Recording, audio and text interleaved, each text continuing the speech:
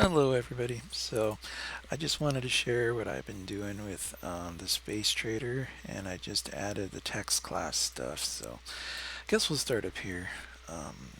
I did take a look at the STB true type stuff. I'm not ready to implement that, but I am going to try it eventually, not now though. For now, I'm going to go with what works, and I know that Freetype works using the stuff the way that I learned it from learnopengl.com. So we're going with that. So I included the free types includes and the constant there, the precompiler constant, and then the text class stuff, space trader one.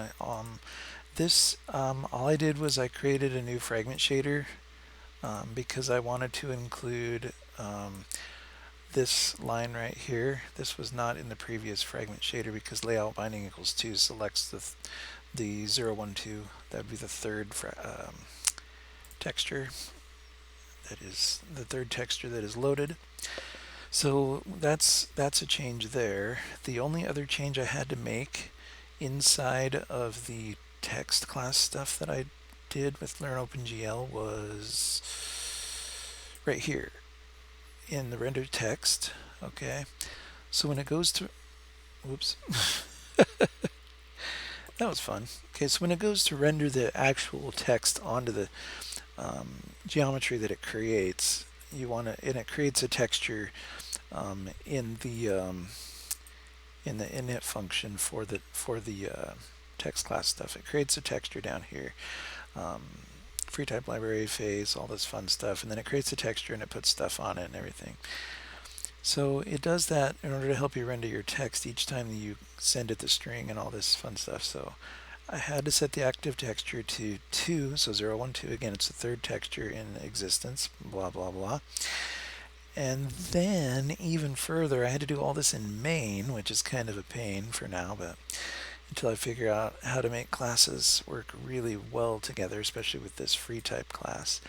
I put a constant list array of all of the different resources that I'm going to use in the game, and I made those up the other day. I had a lot of fun doing that. And then I initialize free type here, and then I call the free type render text here, which this is a loop that I guess needs explanation. Oh, another thing, I had to do this. So I was having trouble even getting it to render text on the screen, and that's because inside of my shoot, I got to show you that real quick too. So inside of my draw function, okay, I had these two commands, and I had to create another function for the class called swap, and I took those commands out because what I was doing was calling the draw function here, right? And then I was trying to render the text, but in that draw function it was swapping the buffers.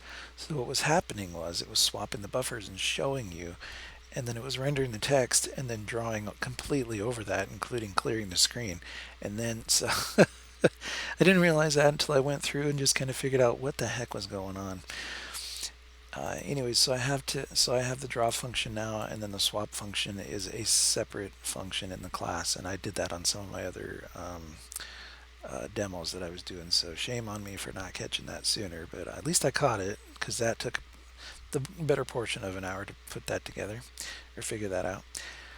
So then when the player holds down the F key, you got this draw toggle, and that turns it on. And then what that does is it draws, draws the inventory, and then it puts the text where it should be within the inventory. And long story short, I'll just show you this is what it does. Of course, this still works. Everything here, all the planets and the ship and everything, and the navigation. So you hit the F key, and you've got this nice little inventory screen, which so it shows all the text there related to the different planets. And all the planets are, yes, the movement still happens even though I've got the inventory screen up.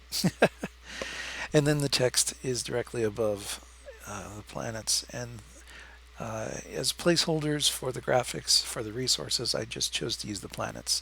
Eventually I'll replace those with some cooler stuff, but for now I think they look really cool, and I'm going to keep them like that. And we're just going to go ahead with the first demo, and probably the first alpha release is still even going to have that because I don't want to add more graphics than necessary until I need to. And putting in the render text felt so web designish. I just hated it. But anyways, this works great, and otherwise we're just going to go with that. And thanks for watching, and stay tuned for more.